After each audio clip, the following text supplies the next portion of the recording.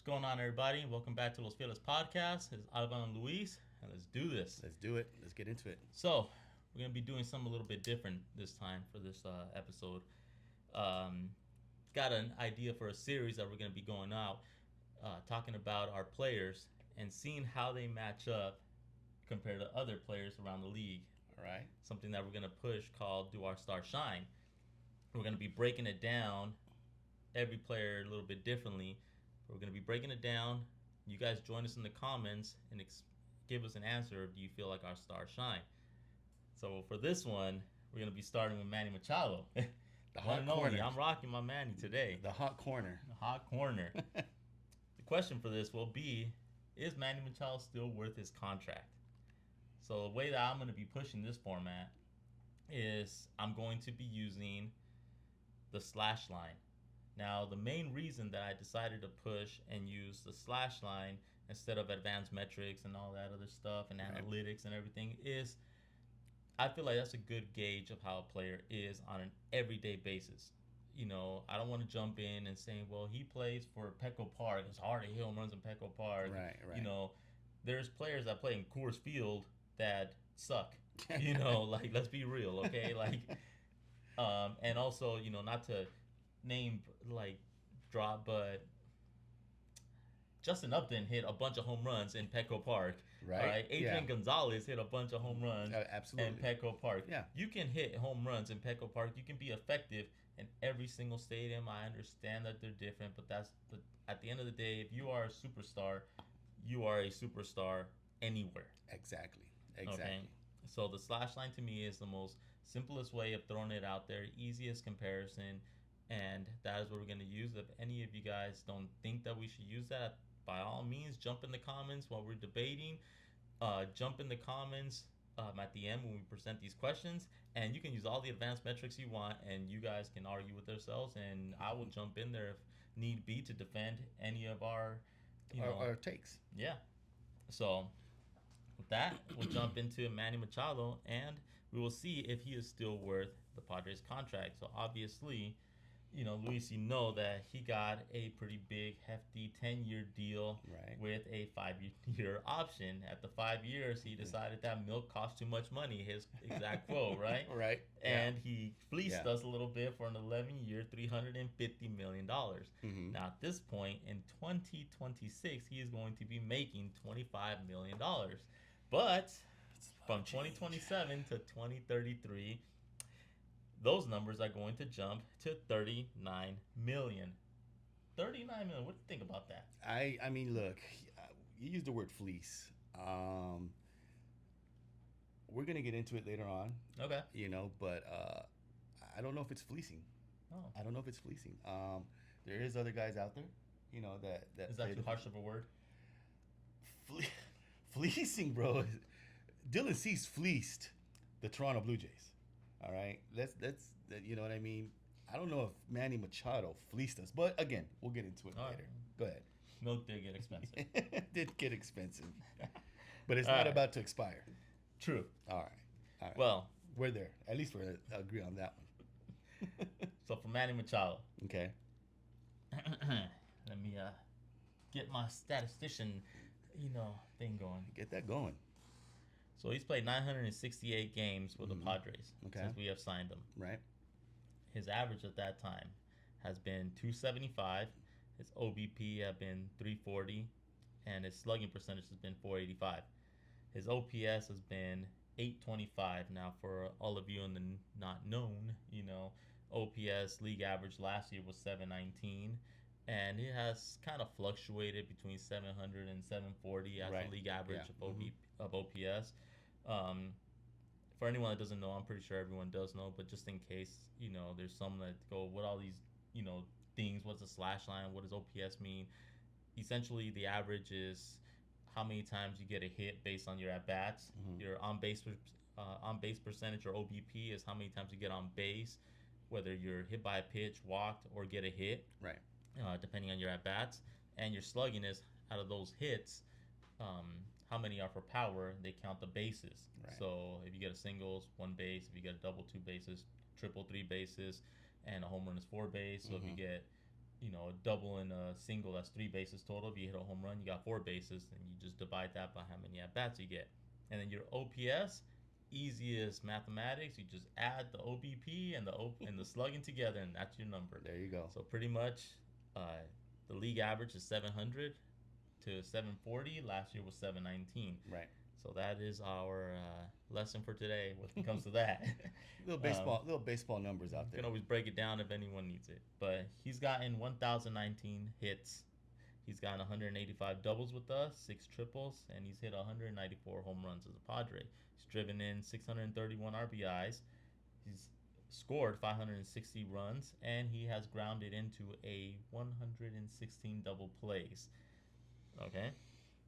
Okay. So, he's played 28 playoff games in that span. So we've gotten to the playoffs, and he's played a few games since we signed him.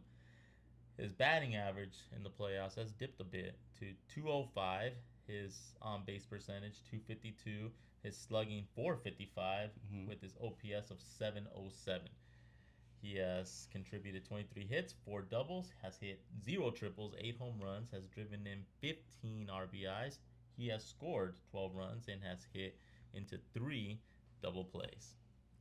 So, It's pretty deep. That's pretty deep in those numbers, man. I mean, you went in there and you dug it up, which I is did. I dug it up a bit. very impressive, by the way. And then I will jump into one last thing before I ask a very important question. Okay. And last year, his situational baseball, as we call this, with runners in scoring position, he had 152 at bats. Anyone running scoring position when someone's on second or third, someone that can score. So he had 152 at bats. He batted 296 with a 378 on base percentage, 454 slugging percentage for an OPS of 832. That was 45 hits, 12 doubles, 4 Okay. home runs, drove in 67 RBIs. He struck out 35 times in 152 at bats, and he grounded into 3 double plays, um, which is pretty decent, right? You see that. He has 60 at bats with runners in scoring position and 2 outs, where he batted 283, had a 317 on base, 433 slugging for Right. an OPS of 751, 17 hits, 6 doubles. He hit 1 home run, drove in 26. He had 6 Ks. Obviously, your 2 outs, no double plays. Right. Okay. And then he went up to bat 18 times with the bases loaded. And he said, "This is where I'm going to shine." Okay, because he had a 389 average, 400 on base percentage, 833 slugging for an OPS of 1.233. So this guy decided in 18 at bats to get 7 hits. 2 of them were doubles. He hit 2 grand slams. He had 21 RBIs, and he struck out 7 times. So I ask you a question: has he met our expectations for this contract that he's had? Listen, at the end of the day, the expectation is going to be the World Series, right? So, but we're doing the numbers. I believe that we got Manny Machado on the cheap. Um, 11 years, 250 million. If he went on the block nowadays, I think he'd get paid a lot more. Um, um, I believe that he is very consistent. Okay, the man is, as far as the numbers go, good numbers, right? Good numbers. Um, Clubhouse guy, I don't know. I don't know how everyone calls him the captain. Everyone says he's the Yeah, leader. he's Everybody captain. says he's in charge, right? And in 2022 is when he proved it, when he twisted his ankle. Remember when he twisted his ankle running towards first base in Colorado? Twisted his ankle really bad. He was out 9 games, and everybody thought he was gonna need like surgery, and he was. So that shows leadership, quality. Now, is he a vocal dude with the media? Is he a vocal dude with us? I don't think so. He doesn't. He's very reserved, I can say. I think, and I don't want to say the wrong thing here because it's Manny Machado, man. I think, but I'm probably gonna. Let me see. I'm gonna. I don't think he's lived up. I just don't think so. I think that he still needs to do a little bit more be a bit more clutch. You know, even during the regular season, he needs to you know, be a bit more aggressive, almost. You know what I mean? Okay. Um, I just don't see how that type of guy, that fire, that I mean, I think they calmed him down. You know, when he was with the Orioles, when he was with LA, they calmed him down because of how he was acting and his attitude, and that kind of took a little bit of the aggression away. I think that he's a little bit more laid back, and I think if he was more aggressive, we'd see a little bit better guy. I disagree that he's not clutch. Okay. The numbers prove it.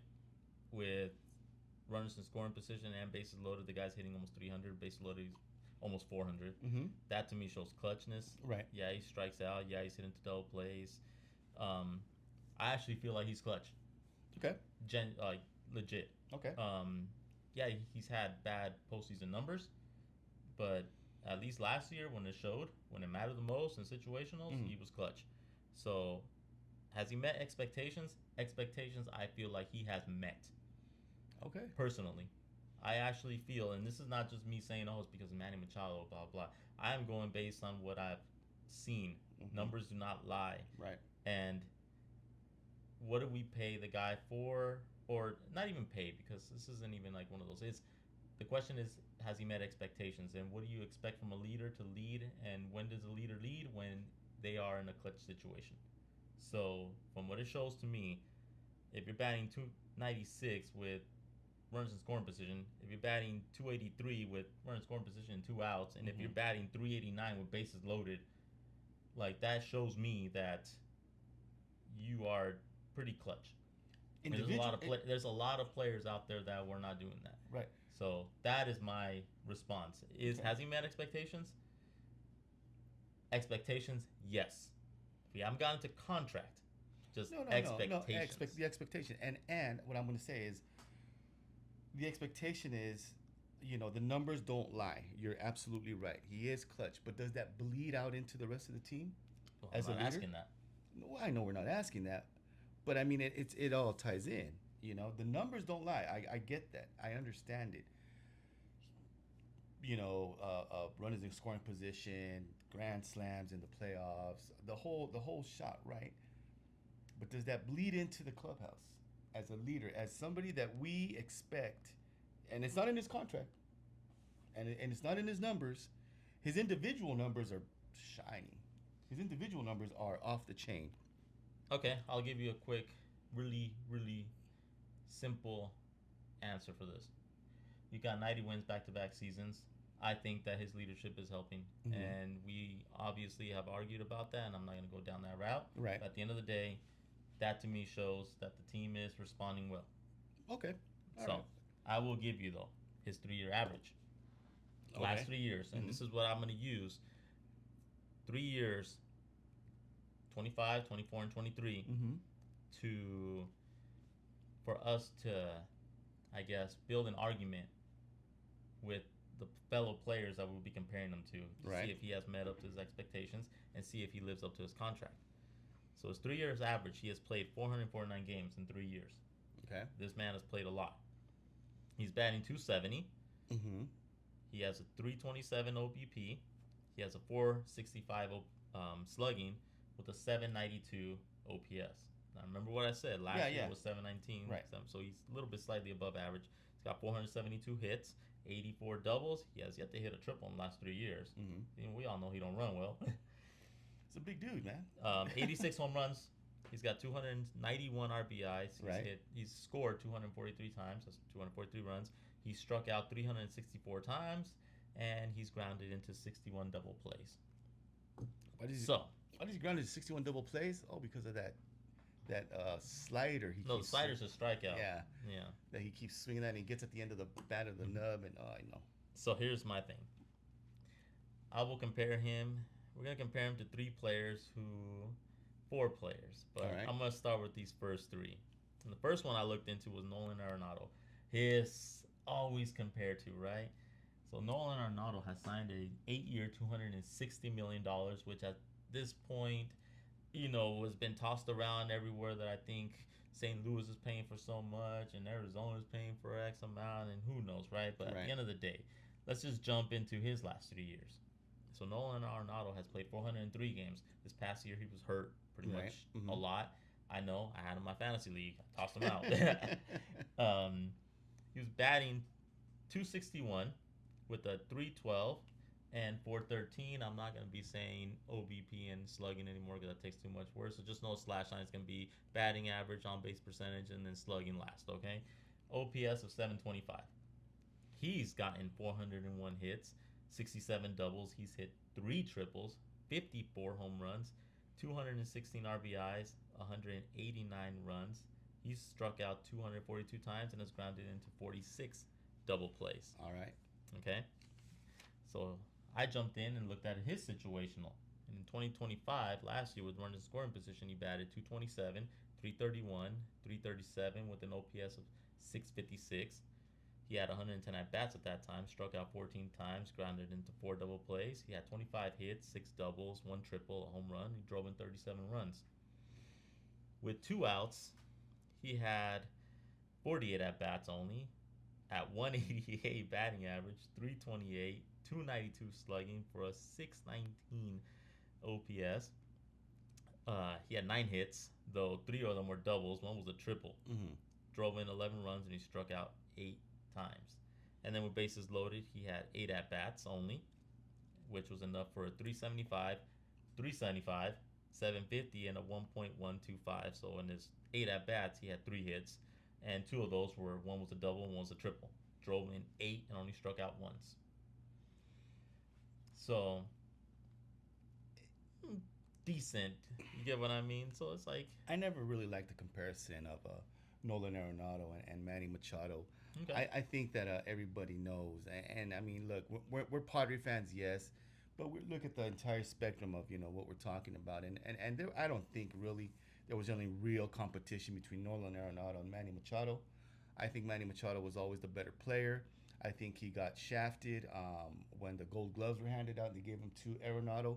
I mean, I think that he is. I'm not saying that Nolan Arenado is not a good third baseman at all. I'm saying he's good, but not Manny Machado caliber.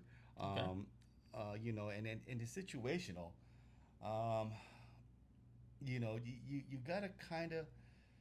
To me, you have to feel it out. You know what I mean? You have to know how can I say the situation. Runners in scoring position. He had what 8 tries. You know what I mean? 8 at bases bats, loaded. bases loaded, 8 of them. And a double and a triple. That's really really good. You know what I mean? That's really really good. Um, and the comparison is, we have to compare it with Manny Machado. Manny Machado has more games and more situational at bats, right? Because he played more. Okay, You know what I mean? He was there more, so he's going to have more. Maybe strikeouts, more maybe double plays, more maybe ground outs, whatever. Versus somebody that's in there and gets maybe that lucky bounce or that. And I'm not saying that's what it was. I'm not. I don't know those 3 hits that Arenado had. I don't know if they were solid hits. I don't know if they were bloopers. I don't know if they were they went through the wickets of the shortstop. I don't know. You know what I mean? All I'm saying is that when you play more in situational situations, you have more opportunity to get discredited a a little bit. You know what I mean? okay, In case there's that runner in scoring position and you strike out, well, because he's played way more. You know what I mean? So Nolan Arenado, I like him.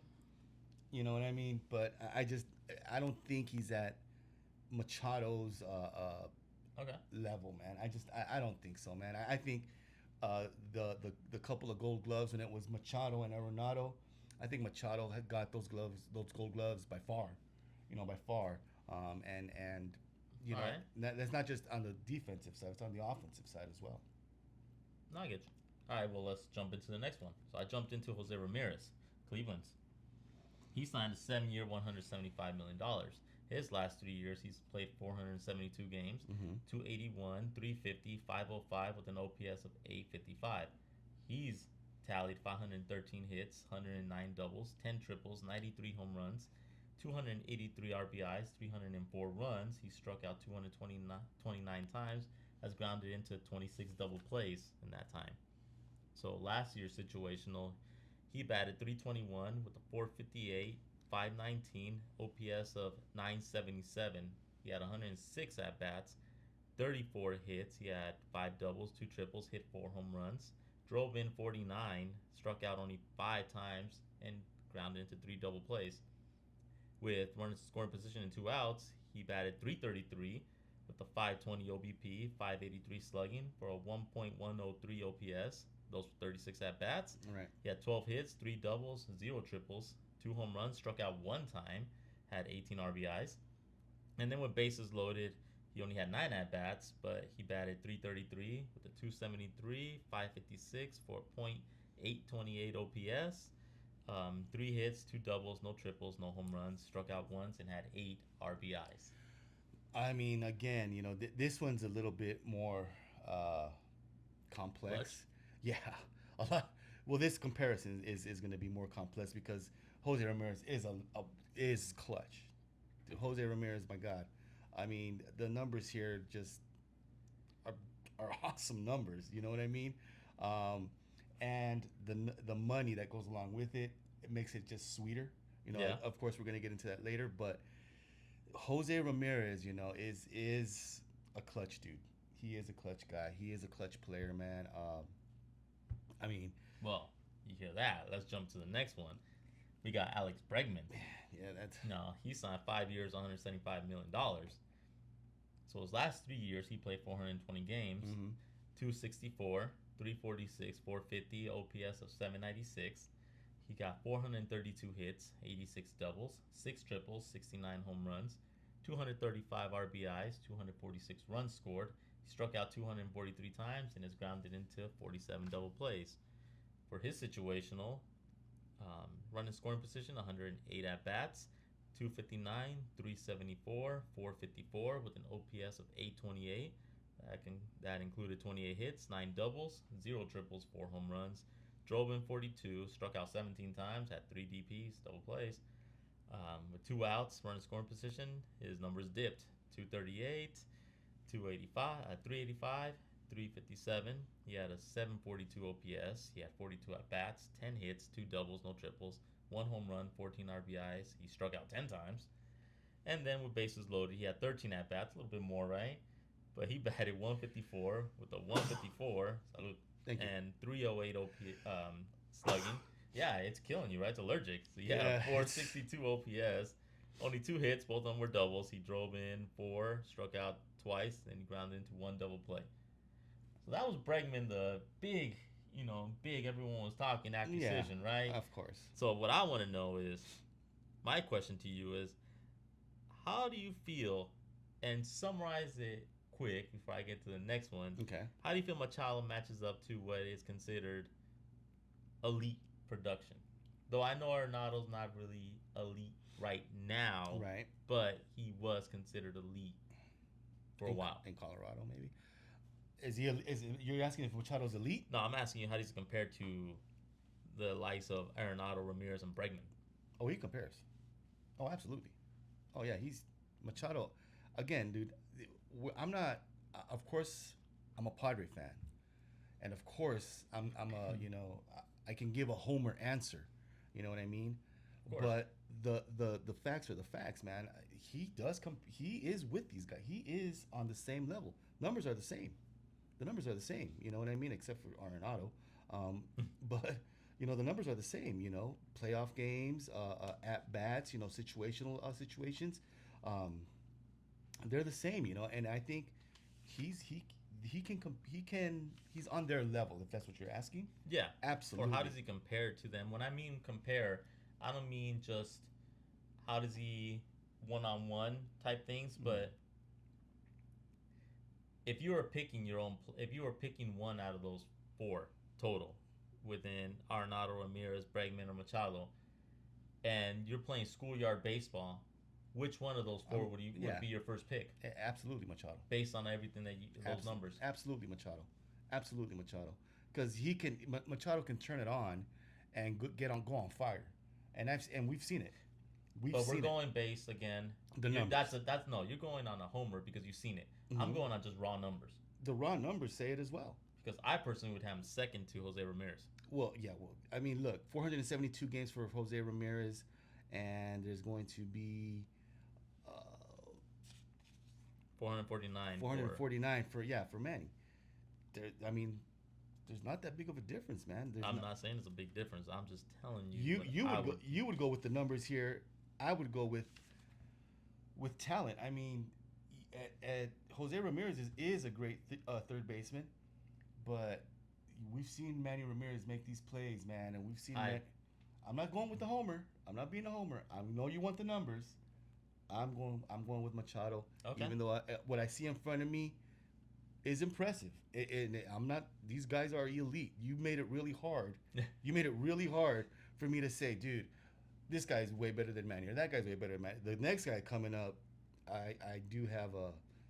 It's going to be a problem. I like how you threw that one in. The next guy coming up is going to be a problem. So I did look for someone that I would say would be comparable and slightly cheaper, and I found good old Mr. Austin Riley, who was signed a 10-year, $212 million. I mean, significantly less than the 11,350, right? Yes. His last 3 years, though, he did have some injury problems. That's one thing that goes against him. Because it's 371 games played, significantly less than the rest. 268 batting average, 329, 475 slugging with an OPS of 804. Right. He's gotten 396 hits, 78 doubles, 6 triples, 72 home runs, 207 RBIs on 234 runs scored. Struck out 418 times. Grounded into 33 double plays. Mr. Riley has a problem with striking out, as he struck out a lot. Yeah. Now his situational is where he kind of stumbles because with running score position, he's decent. 311, 345, 456, OPS of 802. That's in 103 at bats. 32 hits, 6 doubles, 0 triples, 3 home runs, 36 RBIs. Struck out 31 times and is grounded into 5 double plays. With 2 outs, 273, 289, 318 with a 607 OPS, significantly lower. 44 at bats, 12 hits, 2 doubles, 12 RBIs, and he struck out 15 times. And then with bases loaded, he just should not come up. Yeah. 13 at bats, he's batting 077, .077. All right, not even a 1. That's 77 cents. Yeah, his on base percentage is 0.71, again, .071, and his slugging is 154. His total OPS makes that 225. And that's just because of slugging. Right. Because in 13 at bats, he had 1 hit, and that was a double. Mm-hmm. And it was a good double. 4 RBIs. I'm assuming, yeah. Well, he probably got walked as well at that point. But he struck out 7 times in 13 at bats. So now, my big question when it comes to that is you see, maybe not in situationals, but in regular last 3 years, similar production, but significantly less money. That's where it gets really, really interesting. 10 years, 212 million. I forgot, what was his age, Austin Riley? Do you know? He's similar age. Similar age? Mm-hmm. Okay. I still see upside. I still see upside in Austin Riley. You know what I mean? Just not with bases loaded. Yeah, well, yeah, just not in bases loaded. Stay away from that, right? Yeah. Well, I mean, Jesus. I mean, let's not go there. But everywhere else, I see upside. And when it's going to be upside in bases loaded because he can only go up. You know what I mean? So right. Yeah. So he can only go up. 0.77. Yeah, man, that's not good at all. But I do see Austin Riley with upside still, even though he's at the age where he's at. And this 10-year 212 makes him really, really comparable to Manny Machado, man. That makes it difficult. Makes it difficult. Yeah. But I still gotta stick, to my guns and say, at the time when we got Manny Machado, we got him kind of cheap. But 30 million? No. Hold on. hold on. When we signed him, he had one of the higher end contracts, right? Yeah. When we signed him, that 350, everybody was like, "Oh my God, we got him 300." Because remember, Bryce Harper got a little bit more. Okay, but he got one of the bigger contracts, yeah, I right? get that. Yeah. Now, in It's still today's 30 market, million, though. in today's market, We're not talking about today's market. I We're know, talking but I'm about just saying, like at this in point, today's like market, 7 years ago. yeah, did he? Austin Riley, I don't know, man. It's just I get you trying to make a homer. yeah. Let's defend Manny No, no, no. Machado type I'm crap not here. trying. I'm not trying to defend him, as I'm trying to say, the comparison with the numbers and the contract doesn't make him a better player.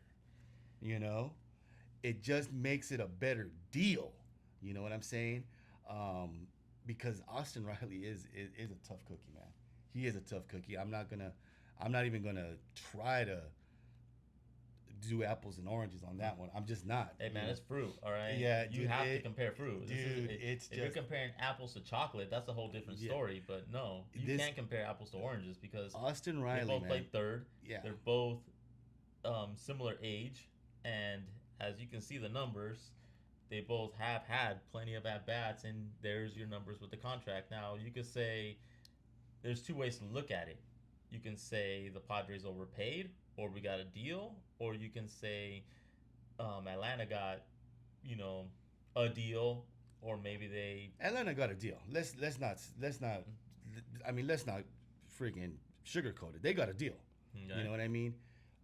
I still don't think we got fleeced. I'll tell you that because Manny Machado's not chump change. He's a good freaking player. You know what I mean? He's you know when it matters, I would rather face Austin Riley over Manny Machado in a clutch situation. I would. Numbers wise, yes. Obviously, the guy's batting horribly. Well, I mean, but would you rather face Manny Machado or Jose Ramirez? Oh man, I'd rather fucking Manny Machado. Manny Machado, dude. I mean, yeah, you're right. You're right. Austin Riley, bro. I like him. Okay. That's why you made this one. That's why this one was hard for me. Austin Riley's a heck of a third baseman, man. The deal is just a sweet, sweet deal. Okay. I don't know how Atlanta came up with that. You know, props to whomever made this deal. I still, even though, you know, Austin Riley's at the age he's at, I still see him getting a little bit better. You know what I mean? Will he have the opportunity in the postseason? Absolutely. The Braves, I don't think, are going to go away anytime soon. But well, his problem is he strikes out too much. Well, he strikes out way too much. Way too much. And that's why Jose Ramirez, with his 229 strikeouts in the last 3 years, as opposed to Machado's 364, his 26 double plays as opposed to his 61, you know, his 513 hits as opposed to his 472. And that's why I said, you know, I'd rather his go 109 doubles to his 84, his 10 triples to 0, and 93 home runs to literally 86.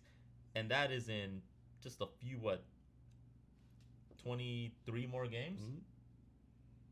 So, right now. And 7 years, 175 as opposed to Jose Ramirez at 7 years, 175 million. As opposed to 11,350. As a whole, you know, as the guys that we chose here, Jose Ramirez comes out at number 1 to you. Yes. All right. Well, to me, it's Austin Riley. So Austin Riley's your number 1 as opposed to Manny Machado. So I'll make it from everything that we've seen, even to everyone watching and listening. You rank them 1 through 4 at this point, right? 5. 1, 2, 3, 4. Well, yeah, 5. Arenado's at the bottom. Where would you put Manny Machado? Number 2. Forget everyone else. Where do you put Manny Machado? Number 2. So who's your number 1? Austin Riley. Okay. So where do you put Ramirez? Oh, no. I'm sorry. No, yeah. Austin Riley. So you do Austin Riley, Machado, Ramirez. And then Ramirez. All right. Who cares about the rest? Yeah. I would have it Jose Ramirez.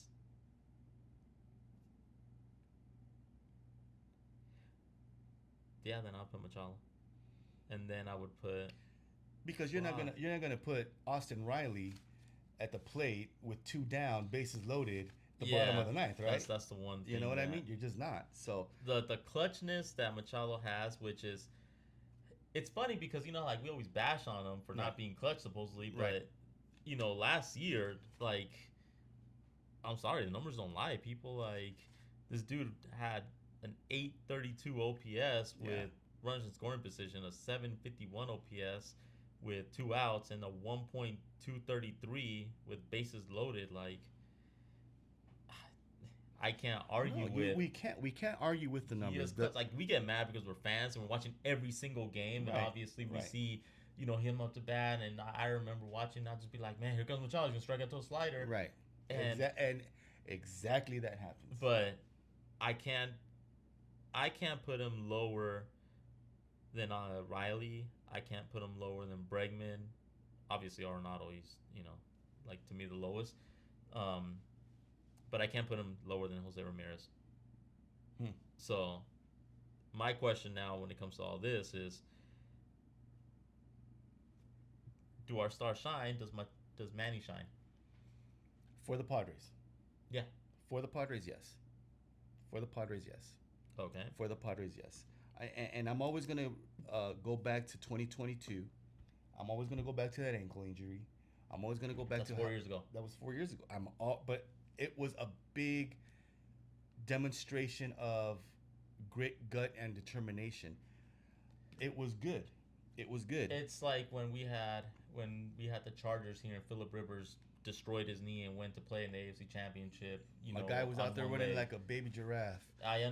You don't take away heart, You don't. and that to me, though it is a key, it's an underrated thing. Mm-hmm. Um, but just based on numbers is how you get paid. Yeah. You don't get paid on heart. You don't get paid on that. You get paid on if you're gonna produce. Okay, I mentioned it in another episode where we said if someone's getting paid and he's not producing, Right. like, is he worth it? So this is my big question to it. So how would you grade him? Would you grade him elite, good, overpaid, or declining? I think he's elite. So you consider him still elite? He's still really. I mean, I'm not gonna put. I mean, who else in the Padres organization are we gonna put at third base? No, I'm not talking that. You're talking That's- as I'm a whole. talking, yes. None of this is on the pod. This is all just him As a whole, as a whole. he competes with the best of them. So he's elite in your eyes. He's elite. He competes with the best of them. He does. I mean, Okay. and I'm not just these are offensive numbers. You know what I mean? Defensive, my God. Obviously, defense. I know last year he led the league in errors, but I that's mean, just a fluke. Yeah. He is a Gold Glover. I understand that, and that's why I didn't throw in defense, because in defense, it can be. We didn't sign him for his defense. Like, Mm-hmm. we didn't sign him for that. We signed him for who he was coming out of Baltimore. Baltimore over there, right? Like, that's what we signed him for. Who he was coming out of Baltimore. I know he got traded to the Dodgers, etc. But we signed him for that player. Right. So he was coming in with great numbers. That's what we signed him for. Exactly. We re-signed him for an extra 6 years. You don't like those extra 6 years. I don't. You don't like those extra 6 I years. don't. And Wow. that's nothing against. Wow. Nothing against. No, you know what? It is against Machado, because I'm sorry, you can pay $30 million for 10 years, and you hurt the Padres team more because you backloaded this contract. So coming in for the next, from 2027 to 2033, they ain't like 2 years. You're gonna be getting paid $39 million. You know how badly that's going to hurt our club.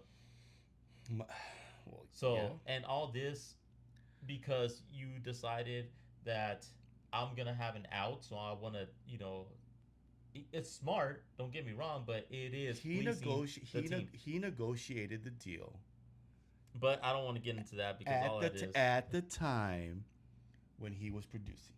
Again, I don't want to get down too deep into that. You asked the question. I don't like that, You know, and I genuinely will not ever say yes. Now, my grading for him is